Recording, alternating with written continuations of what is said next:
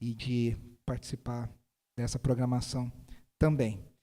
A gente hoje está na nossa penúltima mensagem da nossa série de Páscoa, a série chamada Esperança Viva, baseada em 1 Pedro. Nós temos feito aí semana a semana, capítulo por capítulo, versículo por versículo de 1 Pedro. E hoje a gente vai terminar o capítulo 4, se Deus assim permitir, com esse nome dessa mensagem, a certeza da glória ressurreta. Então a gente chega nesse meio do capítulo 4. A carta de Pedro ela tem 3 divisões, que, para complicar a nossa vida, não são iguais aos capítulos. Né? Seria muito mais fácil se seguisse o capítulo, mas não é. Então o capítulo é uma coisa, as divisões teológicas são outras. E agora a gente entra na terceira e última, a partir do versículo 12, do capítulo 4 de 1 Pedro. E a gente entra na terceira e última sessão da carta de Pedro, onde Pedro agora já encaminha para o final. E o que ele vai fazer? Ele vai retomar 2 temas que parecem antagônicos. Ele vai falar sobre luta e sofrimento, que ele já vem falando, só que agora ele vai falar sobre um novo nível de luta e sofrimento. Só que ao mesmo tempo ele vai falar que junto com essa luta e com esse sofrimento, a gente anda de mãos dadas com a esperança. E aí na cabeça de muita gente isso é maluco, né? Porque como que eu sofro e tenho esperança ao mesmo tempo?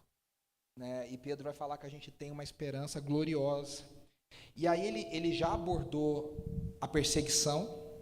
O microfone deu uma mudada aqui. Ele já abordou a perseguição no nível pessoal. Ele já falou, olha, as pessoas talvez não gostem de vocês porque vocês vão agir como cristãos. Talvez as pessoas falem, esse aí é meio estranho. Talvez as pessoas persigam, mas agora ele vai falar de uma perseguição mais organizada, mais estruturada, uma perseguição um pouco mais elevada e coletiva que viria sobre os cristãos. E como que os cristãos devem responder? Veja, no começo da fé cristã, o Império Romano não sabia muito bem o que fazer com o cristianismo, porque ninguém entendia direito o que era aquilo. Eles são judeus, não são judeus, mas eles estão brigando entre si, tanto que Pilatos, quando vai julgar Jesus, ele fala assim, mas peraí, mas vocês estão brigando entre vocês, o que eu tenho a ver com isso? Ele queria ficar livre, ele fala, resolvam vocês, isso é problema de vocês. Porque na cabeça de um romano, aquilo ali era tudo a mesma bola, é tudo a mesma coisa. Sabe quando a gente confunde oriental, infelizmente, né, que a gente acha que é tudo a mesma coisa, a gente fala assim, eu lembro, eu tinha um colega no seminário, que ele era coreano. Ele é coreano. E um dia um amigo nosso falou assim, seu japonês. Ele ficou maluco. E ele falou assim, nunca mais fala isso. Nunca mais fala isso. Por quê? Porque os coreanos e os japoneses têm uma guerra histórica, uma questão. E aí depois ele até falou que o evangelho foi trabalhando no coração dele e tudo mais. Mas eles são ensinados a ter ódio. E pra gente, a gente fala, tá, beleza. É complicado, né?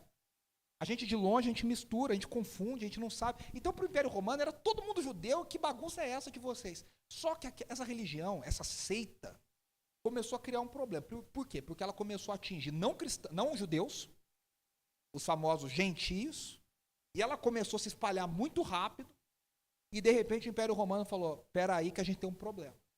E o que era o problema? Os judeus, eles tinham autorização para não adorar o imperador.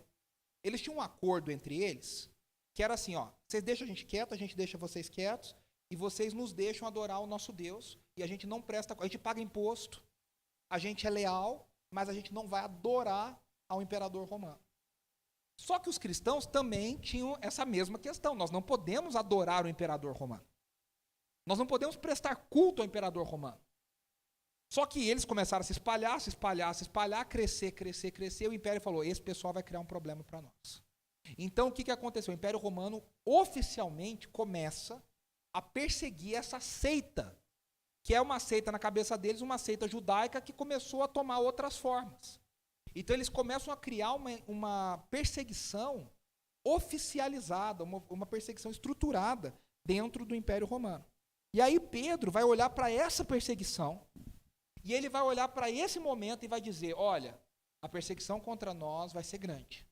Ela vai ser séria. Ela vai ser muito profunda.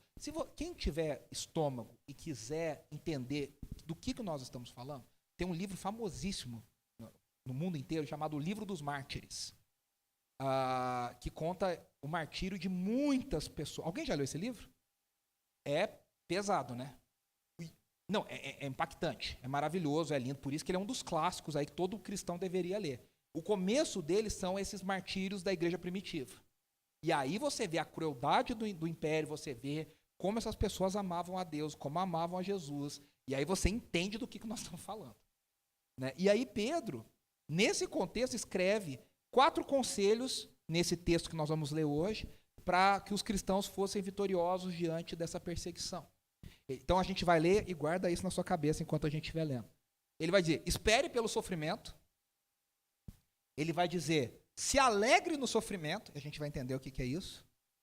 Examine a sua vida diante desse sofrimento.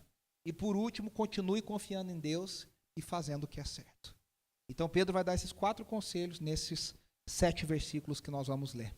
Né? Então 1 Pedro 4, do 12 ao 19, se você quiser ler na sua Bíblia, se você quiser ler aqui comigo, diz assim, amados, não se surpreendam com o fogo que surge entre vocês para os provar, como se algo estranho estivesse acontecendo. Mas alegrem-se à medida que participam dos sofrimentos de Cristo, para que também, quando a sua glória for revelada, vocês exultem com grande alegria. Se vocês são insultados por causa do nome de Cristo, felizes são vocês, pois o Espírito da glória, o Espírito de Deus, repousa sobre vocês. Se algum de vocês sofre, que não seja como assassino, ladrão, criminoso, ou como quem se intromete em negócios alheios. Contudo, se sofre como cristão, não se envergonhe, mas glorifique a Deus por meio desse nome. Pois chegou a hora de começar o julgamento pela casa de Deus. E se começa primeiro conosco, qual será o fim daqueles que não obedecem ao Evangelho de Deus? E se ao justo é difícil ser salvo, que será do ímpio e pecador? E aí o 19 ele fecha dizendo, por isso mesmo, aqueles que sofrem de acordo com a vontade de Deus, devem confiar as suas vidas ao seu fiel Criador e praticar o bem. Primeira coisa que Pedro diz, espere pelo sofrimento. Se tem uma coisa que o crente não pode dizer que é surpresa, é sofrimento e perseguição. Esses dias eu recebi uma imagem no WhatsApp e estava escrito assim, estava a imagem de um político, você imagina quem? E estava escrito assim, perseguição aos cristãos. Aí o cara falando embaixo, isso é um absurdo, a gente tem que se levantar contra, e não sei o que. Aí eu falei para ele, cara, eu não tenho esse ânimo todo, porque assim, se tem uma coisa que eu acho que a igreja já devia estar esperando e estar acostumada, é com perseguição. Jesus já avisou, vocês vão ser perseguidos pelo meu nome. E aí eu falei para ele, só tem uma coisa, eu não acho que isso que está no banner aí é perseguição de verdade. Eu não acho que isso seja perseguição. A perseguição de verdade, eu falei para ele, é quando a gente paga com a vida, não por causa de verba disso, daquilo, ministério disso e daquilo, mas porque a gente está proclamando o reino de Deus, e o reino de Deus incomoda os poderes desse mundo. Quando as pessoas são curadas, quando as pessoas são libertas, quando vidas são transformadas. Você quer ver as pessoas ficarem incomodadas, é quando a pessoa é transformada. Quando a vida era um bandido, de repente Jesus transforma a vida dessa pessoa. Era um salafrário e Jesus transforma a vida dessa pessoa. Era uma mulher que não valia nada e Jesus transforma a vida dela. Isso incomoda. A gente acha que não, que as pessoas vão ficar felizes, que nada. Isso tira as pessoas do eixo. A gente até falou isso semana passada, né? Se você vai para o abismo com a pessoa acha lindo e maravilhoso. Quanto mais você se afunda, mais tem gente achando engraçado. Aí para provar que tem canal no YouTube, o Fernando sabe até melhor do que eu, com milhões de assinantes, de gente que faz umas loucuras, tipo, né, essas babaquices. Então, vou enfiar a cabeça no formigueiro, vou fazer não sei o que. A pessoa, para ver essas porcarias, tem milhões de pessoas. Quero ver, vai que perde a orelha, vai que perde uma perna, vai que o leão mata. A gente quer isso, a gente quer desgraça, infelizmente. Eu digo a sociedade. Por isso que pautas de coisas boas não dão audiência. E pauta de desgraça, lota. Mas se tem uma coisa que a igreja cristã deveria esperar, é a verdadeira perseguição frente ao verdadeiro evangelho. O evangelho desperta o ódio dos principados e potestades e das pessoas que são governadas e controladas por essas pessoas. Nós tínhamos que esperar isso. Então, Pedro fala o seguinte, meus irmãos, se tem uma coisa que a gente não pode ter é surpresa diante do sofrimento. Porque já é um contrato assinado, você vai sofrer por causa do evangelho. E deixa eu te contar uma novidade. A gente não está debaixo do Império Romano, a gente não está no século I, mas isso continua sendo verdade para nós. Eu acho até estranho quando a gente não sabe o que é perseguição. Sinal que ou o nosso evangelho está muito misturado, sei lá, tem alguma coisa errada. Porque se a gente vive o verdadeiro evangelho, em qualquer contexto, em qualquer lugar, não como nossos irmãos lá no Irã, na Arábia Saudita, em alguns lugares da África, são perseguidos pelo governo. Não que isso tenha acontecido, mas algum ódio, alguma perseguição, em algum nível, o evangelho tem que despertar. Porque ele confronta os poderes desse mundo. 2 Timóteo 3,12, o apóstolo Paulo diz assim: de fato, todos os que desejam viver piedosamente em Cristo Jesus serão perseguidos. João parece também concordar. Então a gente tem Pedro, Paulo e João concordando. 1 João 3,13. Meus irmãos, não se admirem se o mundo os odeia. Então os três estão dizendo, gente, carinha de surpresa, sabe aquela carinha de não rola. Ai, mas eu estou sendo perseguido. Você assinou isso, você entrou nessa aí. Quando você aceitou Jesus, é para esse contrato aí que você disse sim. Nós vamos ser perseguidos, nós vamos ser odiados, nós vamos sofrer por amor a Jesus. Agora, veja, isso significa que o cristão não nega o sofrimento. Tem uma música que a gente cantou muito, não sei se fosse, os mais experientes na fé, para não falar antigos. Lá no finalzinho dos anos 90, a gente cantava uma música que falava assim: se diante de mim não se abrir o mar, Deus vai me fazer andar por sobre as águas. É uma música muito bonita, muito legal, a gente cantou muito. Mas cá entre nós, essa frase é meio estranha, né? A gente está dizendo para Deus, ó, sofrer eu não sofro, então se o mar não se abrir, eu vou voando por sobre as águas. Mas em alguma, sofrer, eu vou viver um milagre. E tem hora que Deus vai falar, passa nadando. Passa lutando contra a correnteza. Passa lutando contra a água. Sabe, a gente é muito pretensioso de achar, às vezes, tem gente que acha que se o cristão está no avião, o avião não cai. Balela.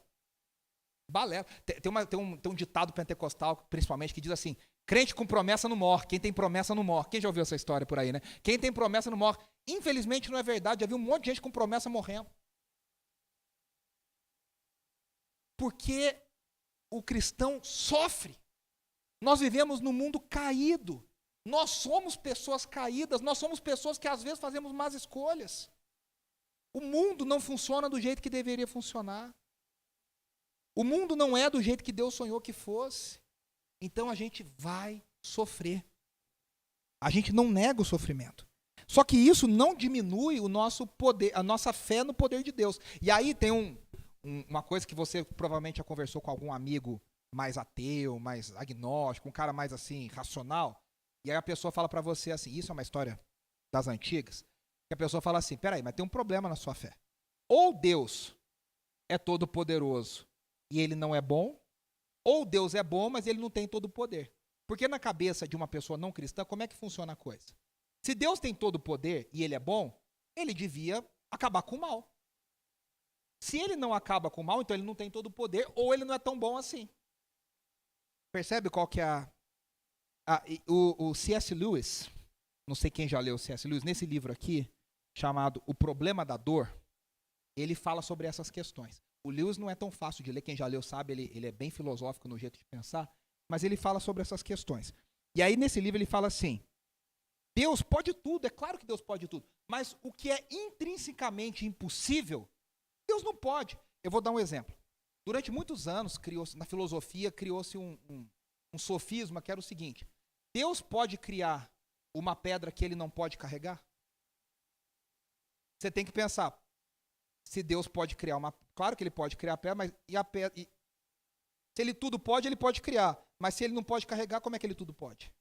Percebe? É um sofisma filosófico que ele em si é absurdo. E aí o Lewis diz, ele é absurdo para qualquer um, inclusive para Deus. Não faz sentido nenhum esse tipo de coisa. São coisas que Deus não pode porque isso não existe. Então Deus pode tudo dentro das possibilidades que o universo realmente dá, e não nessas baboseiras filosóficas. A pessoa ficar lá, como na Idade Média, discutindo quantos anjos cabiam na cabeça de um alfinete. Isso era uma discussão verdadeira e séria. Acredite se quiser. O pessoal ficava lá, quantos anjos cabem na cabeça de um alfinete? Então Lewis está dizendo, Deus pode fazer milagres. O que é um milagre? O milagre por si só é uma intervenção divina na ordem natural. No natural ia transcorrer assim. Deus coloca a mão dele para falar, opa, não vai funcionar assim. Mas isso não significa que Deus realiza contrassensos. É o que o C.S. Lewis diz. Ele diz, Deus não faz contrassenso. Deus não interrompe, Deus não cria um absurdo como milagre. Os milagres de Deus, eles têm um sentido na glória de Deus, para apontar para a glória de Deus. Vocês estão me entendendo? E aí, o que o Lewis vai dizer? Então, Deus, quando ele dá o que a gente chama de livre agência, algumas pessoas chamam de livre-arbítrio, mas livre-arbítrio é uma coisa complicada, porque livre-arbítrio significa que você pode fazer qualquer coisa. E aí eu vou te dizer que nem Deus tem um livre-arbítrio, nem nós temos livre-arbítrio. Deus não pode ir contra a natureza dele, concorda? Deus é bom, ele só pode fazer o que está de acordo com a natureza dele, boa, santa e amorosa. Deus é bom, Deus é amor e Deus é santo. Então Deus não contraria a natureza dele. Da mesma forma, as criaturas não contrariam a sua natureza. O pecador vai pecar. A gente é livre para fazer certas escolhas, mas nós temos um formato, nós temos um trilho, que a gente não sai desse trilho. Sabe quando Deus fala assim lá em Êxodo, a história de Êxodo, fala que Deus endureceu o coração de Faraó? E aí muita gente fala, olha que injustiça, Deus vai lá e endurece, depois Deus pune. Na verdade, endureceu é uma má tradução. O texto está falando outra coisa. O coração de Faraó era um coração mau. O que está acontecendo? Quando Deus endurece, é que Deus segura o coração de Faraó. Deus fala, você vai me obedecer. Aí quando Deus solta, ele volta a ser aquela porcaria que ele era. O que eu estou querendo dizer com isso? A gente, se não fosse a graça de Deus, a gente não tem limite. Se não fosse a graça de Deus no mundo, o mundo já tinha se matado, se explodido. Quem já viu aquele filme 13 Dias que Mudaram? Como é que é 13 Dias que Mudaram o Mundo? Que é da guerra da crise de Cuba, dos mísseis de Cuba, lá em 1962, com John Kennedy. O mundo não acabou por isso aqui, ó. Mas por isso aqui. Um não apertou o botão, o outro não apertou o botão para explodir tudo e acabar com tudo. O mal não tem limite. O que segura o mal é a graça de Deus. O que refreia o mal é a graça de Deus. O que nós estamos dizendo é o seguinte. Então, aí o Lewis diz o seguinte. Você tem um universo. Hoje nós somos 8 bilhões de pessoas que têm essa livre agência, que fazem escolhas. Você escolhe se vai por aqui, se vai por ali. Se vai comer sopa. Tem gente que fala que sopa não é janta, mas eu gosto. Qual sopa que você quer? Se você não vai querer, se vai querer. Se vai comer, vai pedir no iFood. A gente faz escolhas o tempo inteiro. Agora você imagina um universo que também tem uma natureza, que tem as suas leis. O sofrimento faz parte dessas escolhas. Porque a gente faz más escolhas. A vida amorosa de nós todos está aí para provar que a gente já fez escolhas péssimas. Né? A nossa folha corrida de relacionamentos fracassados, a gente sabe, todo mundo sabe. A gente faz péssimas. Então o sofrimento, ele é parte da vida. Aí o Lewis fala assim, tente excluir a possibilidade de sofrimento que a ordem da natureza e a existência do livre-arbítrio envolvem, e você descobrirá que excluiu a própria vida. O que a gente está querendo dizer? Que se fosse desse jeito que a gente está propondo, Deus é bom e Deus é todo-poderoso, Deus não teria seres livres. Deus teria um monte de robozinho só fazendo o que ele mandou fazer. Como Deus não quis criar robôs, Deus quis criar pessoas que livremente, verdadeiramente o amam, o sofrimento faz parte. E aí o C.S. Lewis ele propõe uma coisa, ele diz, tem a bondade que vem de Deus, tem o mal que é produzido pelas livres escolhas das criaturas, tem a exploração do mal que Deus promove para cumprir os seus desígnios, é a famosa história de que Deus transforma todo o mal em bênção. Deus pega o mal das nossas escolhas e ele ainda trabalha sobre isso, e ele ainda faz isso trabalhar ao nosso favor. E aí, por último, tem o bem, ele chama de bem complexo, que é aceito pelo sofrimento e pelo arrependimento. Ou seja, a gente consegue olhar para o sofrimento e a gente consegue encontrar bondade, amor e graça de Deus em meio ao sofrimento. Quando Pedro fala da provação que sobrevém como fogo, ele usa um termo chamado, em grego, piroses, que é de onde vem pirotécnico. que é a ideia de fogo. E veja, ele está falando uma coisa muito, muito clara. É a mesma palavra empregada por João quando ele fala sobre a destruição da Babilônia em Apocalipse 18. O que acontece? No ano de 64, depois de Cristo, bem próximo da data que Pedro está escrevendo, Roma pegou fogo. E Roma foi quase inteiramente destruída. Foi um incêndio enorme em Roma. Os historiadores são quase unânimes em dizer que quem botou fogo na cidade foi o próprio imperador Nero. E que ele teria ficado numa torre, chamada Torre de Mecenas, assistindo a cidade pegar fogo e pensando que ele queria reconstruir a cidade. Então ele botou fogo para meio que acabar com tudo e ele fazer do jeito que ele queria. O cara megalomaníaco, louco, surtado. Só que, para não ficar feio para ele, ele diz que quem colocou fogo foram os cristãos.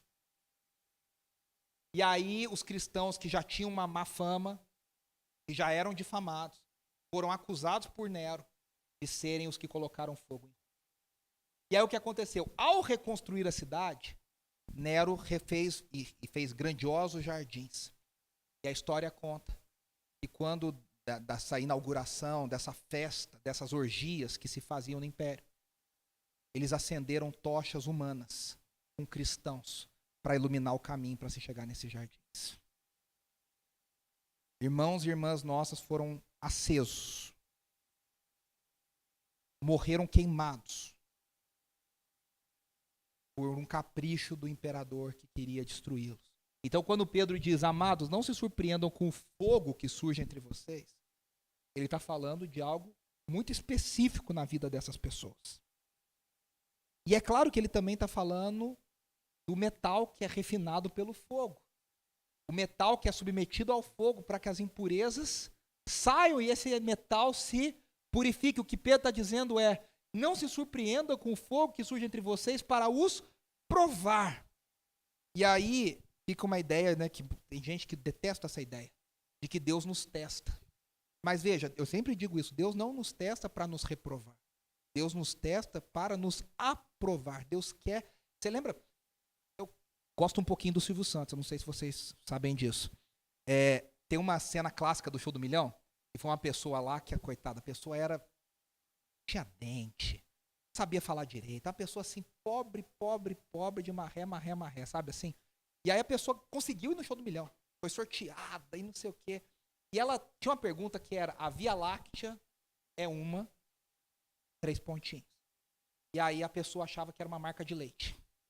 E ela ia falar que era uma marca de... Olha a simplicidade da pessoa. Aí o Silvio sabe, mas você tem certeza?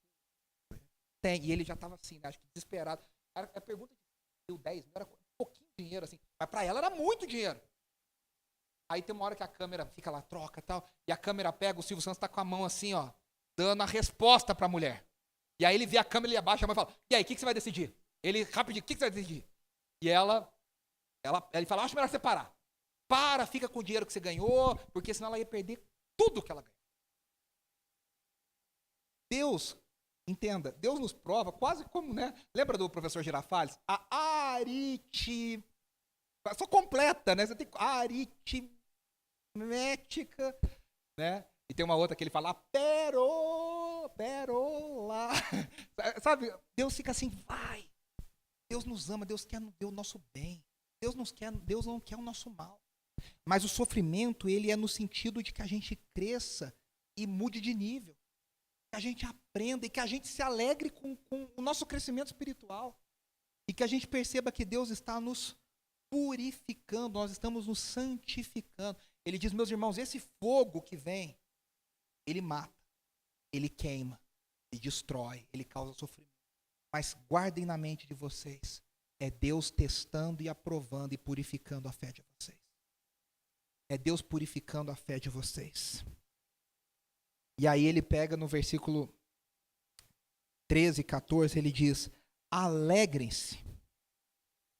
A ideia de Pedro é que a gente se alegra. Veja, a alegria não é você começar a rir porque você está sofrendo. Isso é problema psicológico, psiquiátrico. A alegria que Pedro fala é, tenham paz no coração. Tenham paz no coração. Alegrem-se no sentido de que você sofre, dói, Mas você tem um propósito maior em mente. Qual que é o propósito dele? Pedro está dizendo, a gente está participando do sofrimento de Cristo. Está na fase difícil. Está na fase 1, na fase da dor, na fase do sofrimento. Mas ele diz, lembre-se que Cristo ressuscitou. Se vocês participam do sofrimento, vocês vão participar da ressurreição. É isso que ele está dizendo. Suporte. Tendo aquele alvo. Semana retrasada eu fui fazer exame, né? Eu tirei, sem brincadeira, acho que uns 18 tubos de sangue. Quem me conhece bastante sabe que eu odeio tirar sangue. Hã? Perdi, até emagreci. Mas eu vou no laboratório, que o café é maravilhoso. Que eu já chego para a enfermeira falando, eu quero café. Eu vim aqui para comer o sanduíche de salmão com alcaparra, defumado. Eu quero aquele sanduíche. Eu passo pela prova pensando no café. É isso que Pedro está falando, meus irmãos. Sofram, mas saibam que a vida de vocês não é aqui. Vocês estão sendo chamados a participar do sofrimento de Cristo. E veja, a igreja primitiva não encarava isso como um fardo. A gente que é muito mimimi, a gente que é muito Nutella e a gente que é muito dodói. Desculpa usar esses termos, mas essa é a verdade. A gente que não aguenta nada. A igreja primitiva considerava um privilégio sofrerem por Jesus. Acho que se tivesse assim, quem quer se inscrever para sofrer por Jesus ia ter briga para ver quem colocava o nome na lista. Porque para eles era uma alegria, era um privilégio. Lembre-se que o próprio Pedro foi crucificado de cabeça para baixo, que ele disse, eu não posso sofrer do mesmo modo que o meu Senhor. Então faz eu sofrer, faz pior. Porque eu não sou digno de ser crucificado do mesmo jeito do meu Senhor. Ele diz, vocês têm o privilégio de sofrer o sofrimento, sofrer a morte, a dor, mas pensem que vocês também terão o privilégio de viverem a glória da ressurreição de Cristo Jesus. E aqui fica uma conclusão, né? Ninguém consegue experimentar a ressurreição sem passar pela cruz. Não existe cristianismo sem a cruz. Por isso que a teologia da prosperidade, a teologia do coaching, são mentiras deslavadas vestidas de evangelho. Mas não são evangelho. Porque não existe evangelho sem a cruz. Não existe caminhar com Cristo sem dor. Não existe caminhar com Cristo sem abrir mão. Não existe caminhar com Cristo sem experimentar as dores e as mazelas da nossa vida aqui na terra. Então, Pedro diz, o sofrimento nos humilha. Ele nos torna dependentes, mas a gente olha a alegria. E aí ele ecoa, né, o Sermão do Monte, ele diz, se vocês são insultados por causa do nome de Cristo, e aqui são as palavras de Jesus, ele diz, vocês são felizes, vocês são bem-aventurados. E agora ele diz uma coisa muito interessante, ele diz, pois vocês, olha só, pois o Espírito da glória, o Espírito de Deus, repousa sobre vocês. O que ele está querendo dizer com isso? A ideia é a glória de Deus que habitava na Arca da Aliança, no templo. Ele diz, a Arca da Aliança não existe mais. O templo está lá largado, o véu se rasgou, Jesus destruiu o templo de certa forma, figurada, e agora nós somos o templo. Ele tinha acabado de falar, nós somos pedras vivas no edifício de Cristo Jesus. Ele diz, em nós habita a glória de Deus. Em nós habita a glória de Cristo, do Espírito de Cristo. Então ele diz, olha que coisa linda, quando a gente sofre, de alguma forma poderosa, a gente já experimenta a glória de Cristo. A gente já tem um gostinho do céu.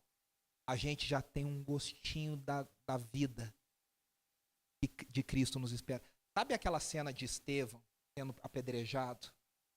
Em Atos capítulo 7. Vocês já leram esse trecho de Atos? Quando Estevão começa a ser apedrejado, e ele está falando, a Bíblia diz, Lucas diz que ele começa a ver o céu se abrindo. E ele começa a ver Jesus indo buscá-lo. Meus irmãos, ele estava sendo apedrejado. Mas ao mesmo tempo ele começou a experimentar a glória do céu. Existem muitos relatos na história da igreja de cristãos que foram enforcados, decapitados, que foram para a guilhotina, que foram para a fogueira, cantando e louvando a Deus. Não foram gritando, foram louvando, agradecendo, orando. Sabe por quê? Porque essa pessoa já não estava vendo mais isso aqui. Essa pessoa já estava vendo a glória de Deus e do Espírito que repousava sobre ela. Essa é a nossa esperança. Que nós temos o Espírito da glória habitando dentro de nós. E aí a terceira coisa que Pedro diz, ele diz, examine a sua vida diante do sofrimento. Os versículos 15 ao 18. Ele diz, se algum de vocês sofre, que não seja como assassino, ladrão, criminoso. A gente poderia colocar, né, no Brasil de hoje, tem picareta que usa o título de pastor, que fala, estou sendo perseguido. Não, meu irmão, porque você está colocando dólar na cueca. É porque você tem barra de ouro dentro da sua casa e você não é o Silvio Santos. Nem o Silvio Santos tem barra de ouro mais. Infelizmente, e essas pessoas têm a cara de pau de falar, não, eu sou perseguido por causa do evangelho, porque eu sou pastor. Não, porque você é um picareta. Você é um salafrário sem vergonha. O que Pedro está dizendo é o seguinte, quando você estiver sofrendo, pergunte, por que eu estou sofrendo? Tem sofrimento que a gente traz sobre nós mesmos. Não adianta você achar que você roubou alguém e vai falar, agora eu estou esperando Deus me tirar esse sofrimento. Não, meu irmão, você vai pagar por isso. É o que Pedro está dizendo. Então, às vezes o nosso sofrimento é merecido. A gente não pode cometer erro e achar que Deus vai nos livrar. Então a pergunta que a gente deve fazer, por que eu estou sofrendo? Agora, veja, aí ele diz, contudo, se sofre como cristão, e aqui é interessante, essa é a terceira vez que essa palavra aparece no Novo Testamento. Porque na igreja primitiva, eles não se chamavam de cristãos. Você se lembra que o livro de Atos conta da primeira vez que eles foram chamados de cristãos. Mas depois, o que aconteceu? O Império Romano começou a utilizar essa palavra para zombar das pessoas. Falar, isso é tudo cristão. Era uma zombaria. Porque quem era da igreja primitiva se chamava de aqueles do caminho. Eles falavam, somos do caminho. Nós somos aqueles do caminho. Era o jeito que eles se referiam uns aos outros. Claro que depois eles assumiram e falaram, tudo bem, a gente usa o título cristão porque é ser como Cristo. Mas lá no início era uma coisa de zombaria. Então Pedro está dizendo, se vocês sofrem a zombaria, se vocês sofrem por amor ao Evangelho, se vocês sofrem por carregar o Evangelho, não se envergonhem. Não tenha vergonha de sofrer por causa do Evangelho.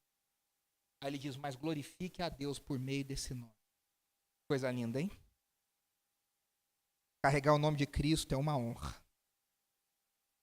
Carregar o nome de Cristo é uma honra. E a gente deveria carregá-lo de forma a glorificar a Deus em tudo na nossa vida. E aí o versículo 17 pode parecer bem difícil, mas ele é bem simples. Ele fala assim, pois chegou a hora de começar o julgamento pela casa de Deus. E aí o pessoal fala, que história é essa de julgamento começar pela casa de Deus? Está claro para a gente, acho que está claro para vocês, que casa de Deus ele está falando da igreja, do povo de Deus. Ele está falando a mesma coisa que ele já falou. O sofrimento já é a purificação de Deus na nossa vida. Ele diz, nós já estamos passando pela prova.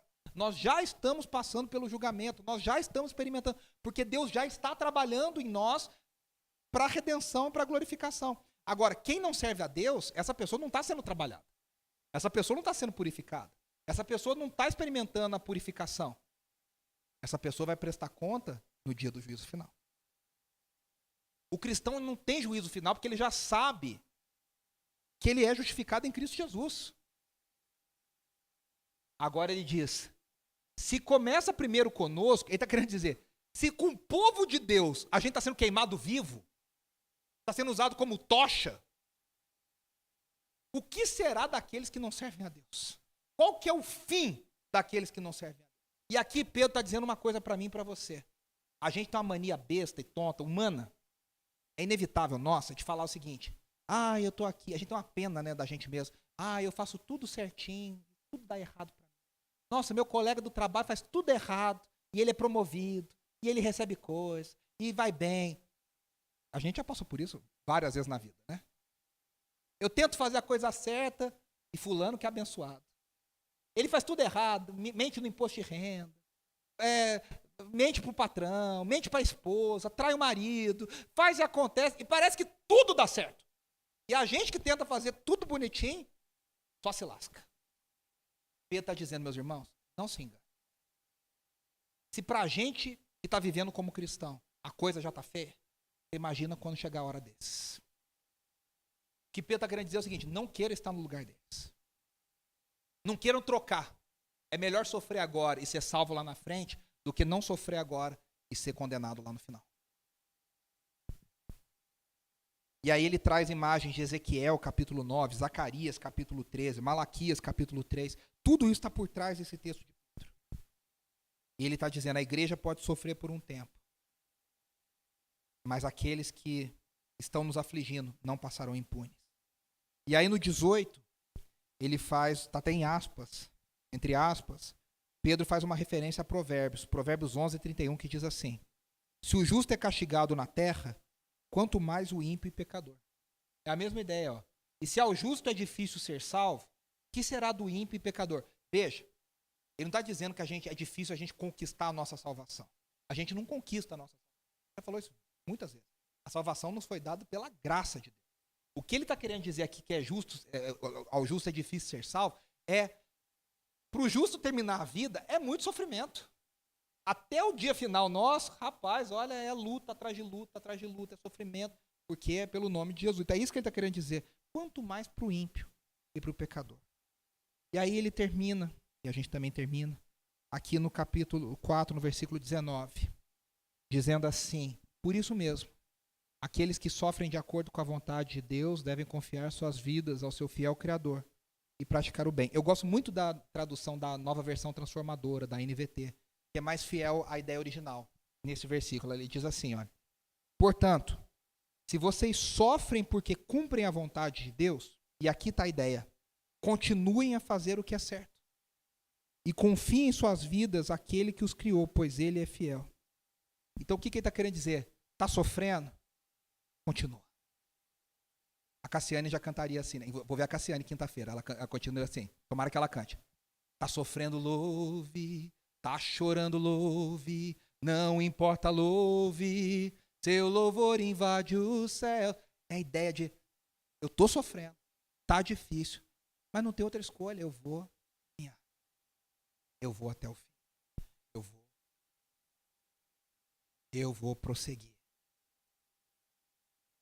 Tem uma música muito bonita que o Juliano Som gravou há muitos anos atrás, que ele diz, vai valer a pena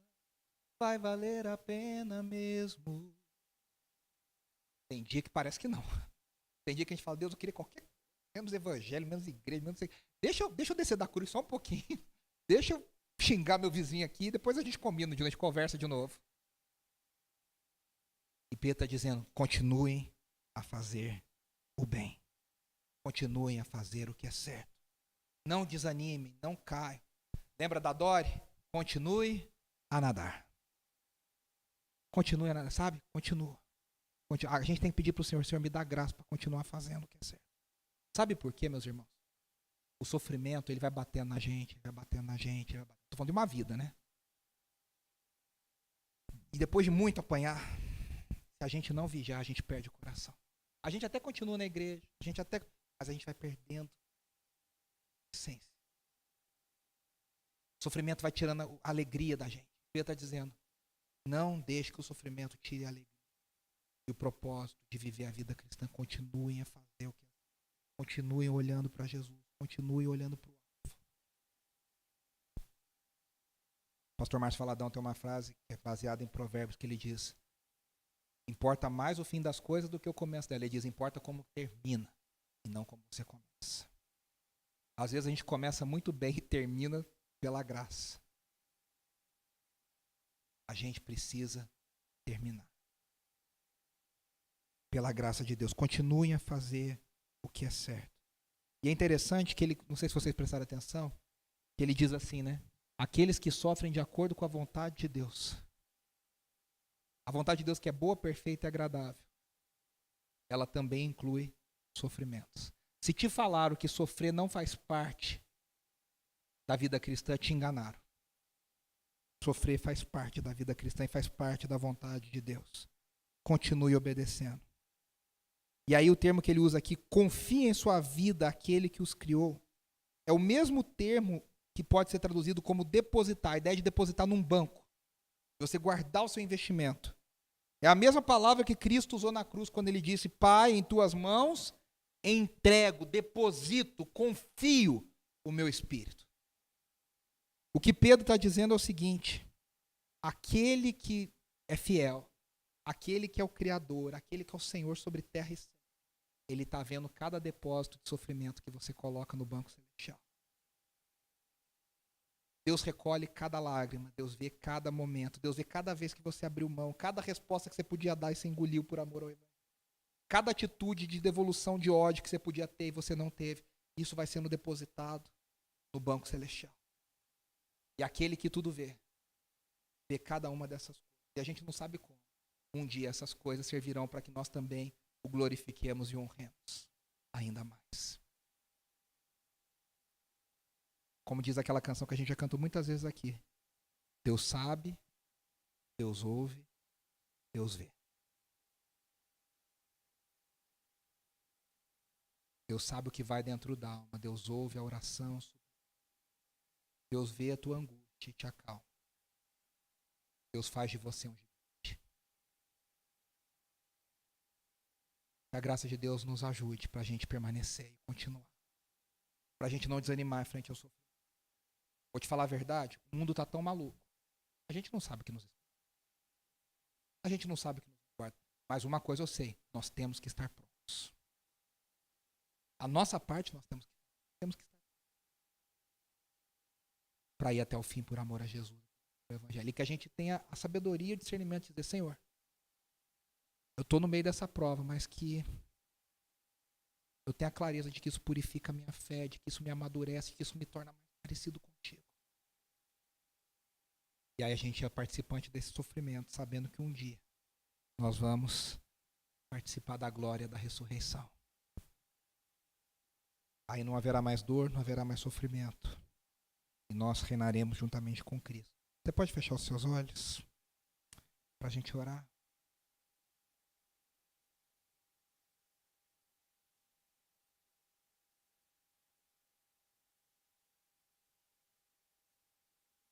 Senhor, o teu evangelho é sério.